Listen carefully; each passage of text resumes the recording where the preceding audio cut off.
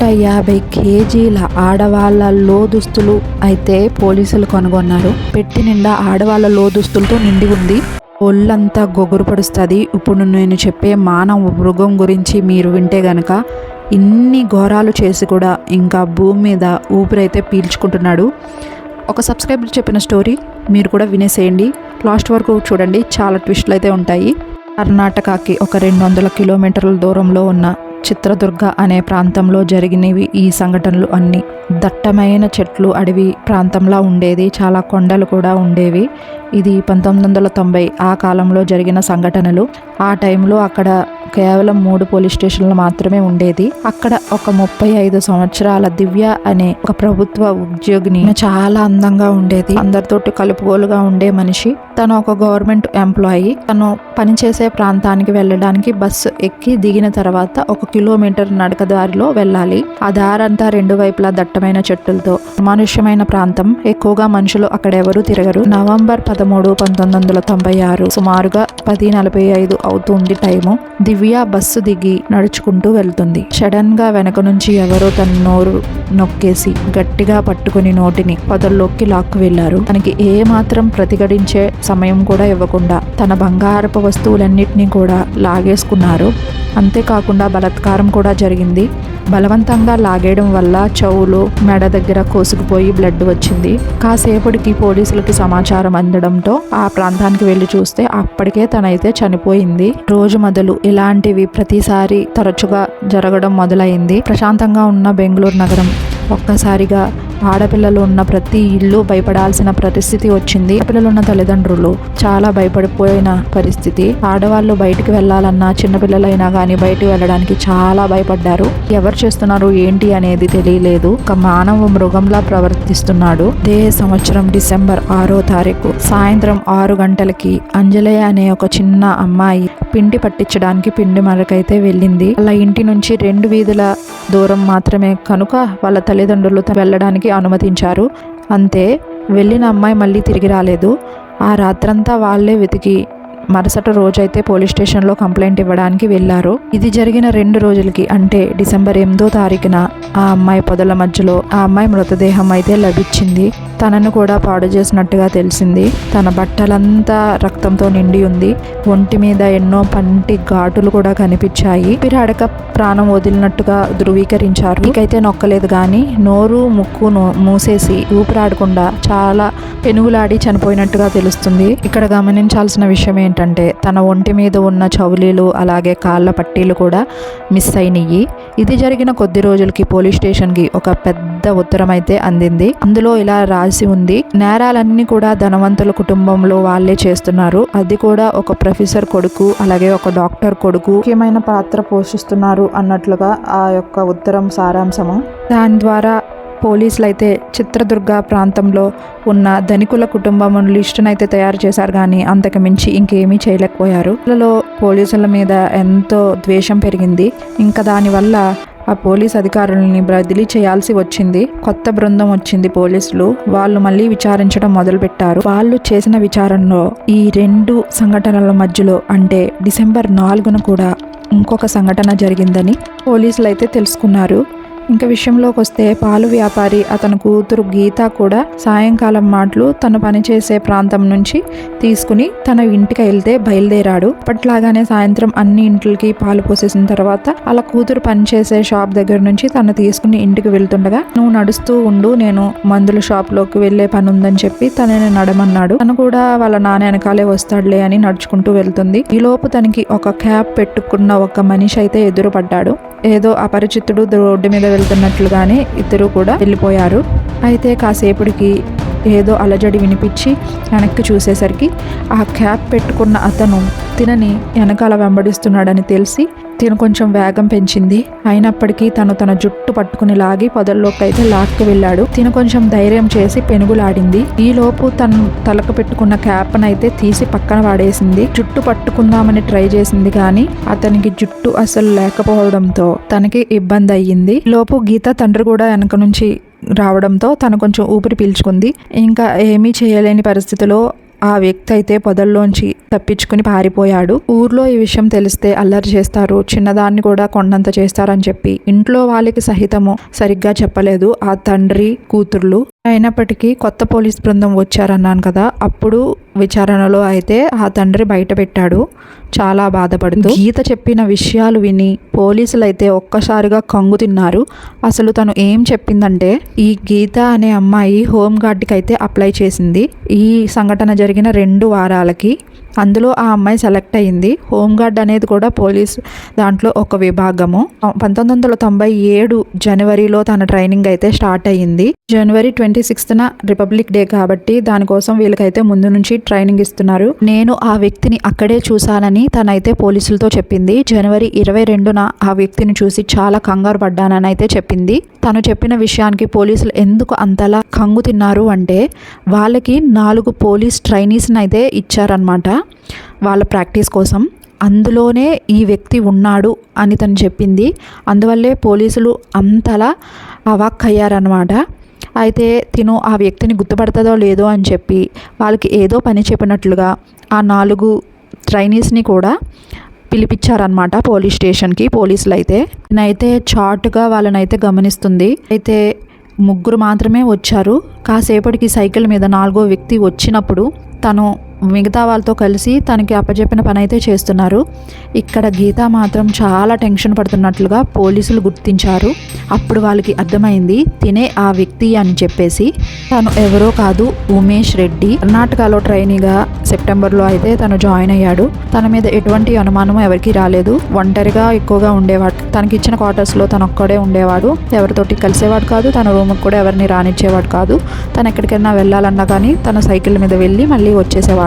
అయితే తిను ఇంతకు ముందు కాశ్మీర్లో కూడా సిఆర్పిఎఫ్గా అయితే పనిచేశాడు. ఆ విషయం ఎక్కడా తెలియకుండా తనైతే జాగ్రత్త పడ్డాడు. ఎందుకంటే అక్కడ ఒక కమాండర్ ఇంటికి గార్డ్ డ్యూటీ అయితే తినికి వేశారు. అయితే ఆ కమాండర్ కూతుర్ని కూడా తిను లోబర్చుకుందాం అనుకునేసరికి అది వికటించడంతో ఎక్కడ తిన్ని ఏం చేస్తారో అని భయంతో అక్కడి నుంచి తప్పించుకుని అటుకైతే వచ్చి ఇక్కడ ఇందులో ట్రైనింగ్గా అయితే జాయిన్ అయ్యాడు. సాధారణంగా వాళ్ళకి ట్రైనింగ్ సాయంత్రం 6 గంటలకి ముగుస్తుంది. మళ్ళీ తిరిగి 8 గంటలకి, రాత్రి 8 గంటలకి అయితే ప్రారంభమవుతుంది.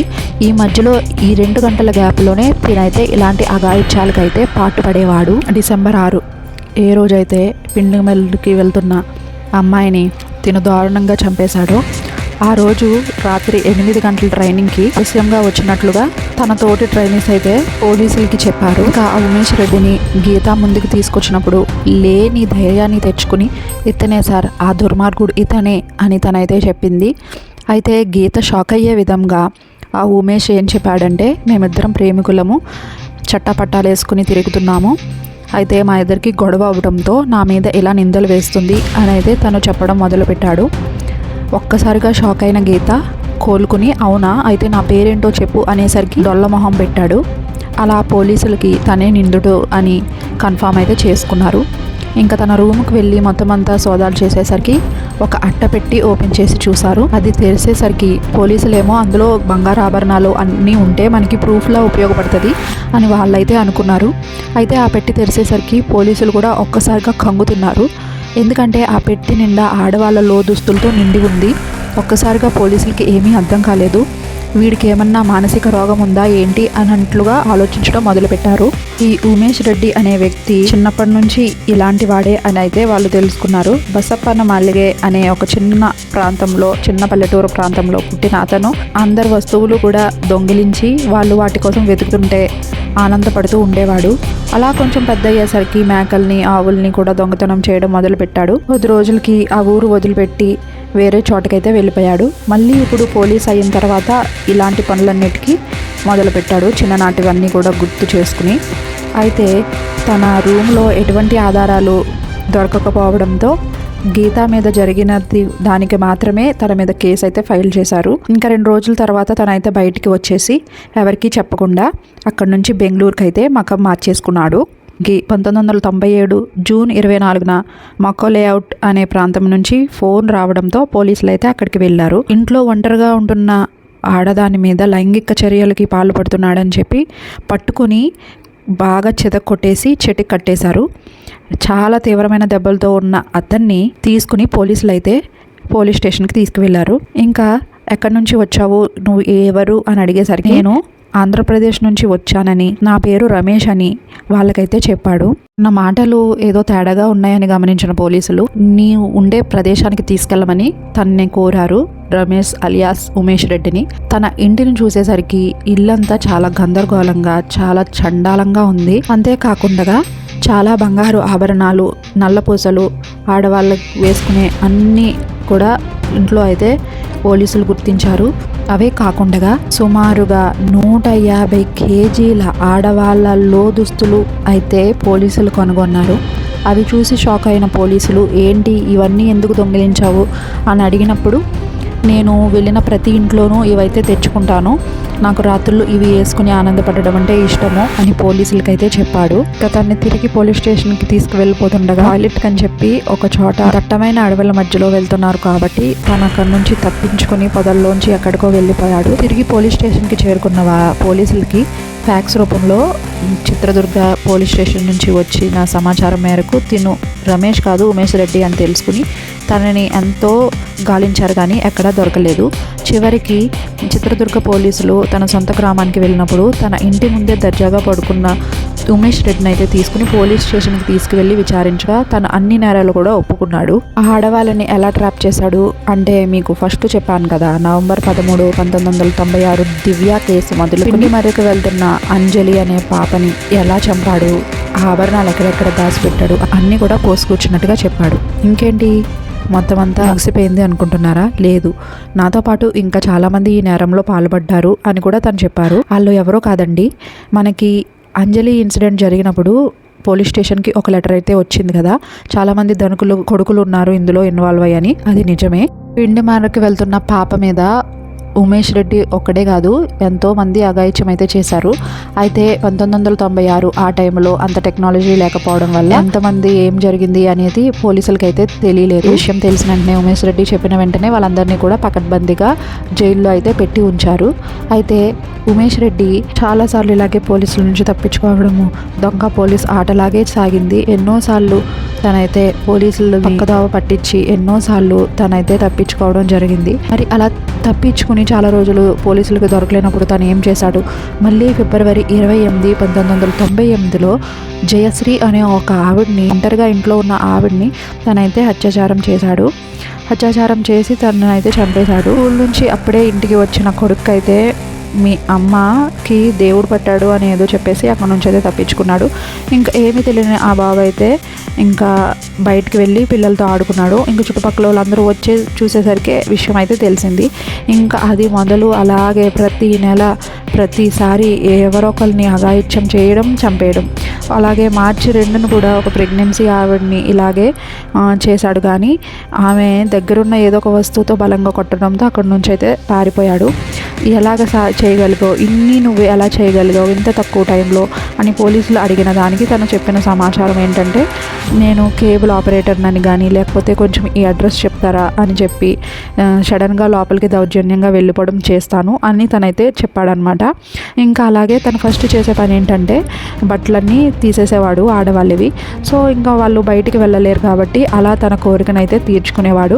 ఇంకా అక్కడ నుంచి వెళ్ళిపోయిన తర్వాత అప్పుడు వాళ్ళు బట్టలు వేసుకుని బయటకు వచ్చి పోలీస్ స్టేషన్కి కంప్లైంట్ ఇచ్చేవారు. కానీ ఇలా నా మీద బలాత్కారం జరిగిందని ఎవరూ చెప్పేవారు కాదు, కేవలం బంగారం పోయిందనే చెప్పేవారు. ఎందుకంటే ఇలాగ చెప్పుకుంటే చాలా సిగ్గు కదా, అందుకని చాలామంది ఆడవాళ్ళు అయితే చెప్పరు గౌరవం కోసము. మరి ఉమేష్ రెడ్డికి ఏమైంది, ఆఖరికి తను శిక్షకి గురయ్యాడా లేదా అంటే ఇటువంటి ఆధారాలు లేకపోవడం వల్ల తనైతే తప్పించుకుంటూ వచ్చాడు. ఇంకా ఆ చిన్న పాప విషయంలో అదంతా గ్యాంగ్ రేప్ కాబట్టి అందులో కూడా తనైతే తప్పించుకున్నాడు. ఇంకా వాళ్ళు కూడా ఆధారాలు లేకపోవడంతో పోలీసుల నుంచి అయితే వాళ్ళ ఇన్ఫ్లుయెన్స్ ఉపయోగించి వాళ్ళందరూ కూడా కేసు నుంచి అయితే బయటకు పడ్డారు. సమాజంలో గౌరవం ఉండదని ఏ స్త్రీ కూడా కోర్టుకు వచ్చి తన సాక్ష్యం చెప్పడానికి తనైతే అస్సలు ఒప్పుకోలేదు. అలాగే అందరూ కూడా మౌనంగా ఉండిపోయారు. గీత, హోంగార్డ్ గీత వచ్చి చెప్పినా కానీ తన మీద బలాత్కారం జరగలేదు కాబట్టి అందులోంచి కూడా ఉమేష్ అయితే తప్పించుకున్నాడు. కానీ ఇప్పుడు బయట ఉన్నాడా అంటే లేదు, తనకైతే తప్పకుండా శిక్ష పడింది. అది ఎలాగంటే ఈ చిన్న బాబు ఉన్నాడు కదా, వాళ్ళ అమ్మని చంపేసి ఇంటి నుంచి బయటకు వస్తున్నప్పుడు ఆ చిన్న బాబు కోర్టుకి వచ్చి తనైతే సాక్ష్యం చెప్పాడు. అవును, తినే మా అమ్మని చంపింది నేను చూశాను అని చెప్పి. అలా తనైతే పట్టుబట్టాడు అనమాట. అప్పుడు ఆ టైంలో ఉన్న కోర్టు జడ్జి తనకైతే మరణశిక్ష విధించారు మార్చి 2002 ఆ టైంలో. అయితే తను సుప్రీంకోర్టుకి అపీల్ చేసుకోవడం వల్ల మరణశిక్ష నుంచి అయితే తప్పించుకొని యావజ్జీవ కారాగార శిక్ష అయితే తను ఇప్పుడు అనుభవిస్తున్నాడు. కానీ ఆ చిన్న పసిపాపకైతే న్యాయం జరగలేదండి. ఇలాంటి నేరాలు, ఇన్ని నేరాలు చేసిన మనిషి ఇంకా భూమి మీద బ్రతికే ఉన్నాడు. ఎవరిని అనాలి, ఏం చెప్పాలి? ఇలాంటి మానవ మృగాలు ఈ లోకంలో ఉంటే ఆడవాళ్ళకి రక్షణ ఎక్కడ ఉంది? మీరే చెప్పండి.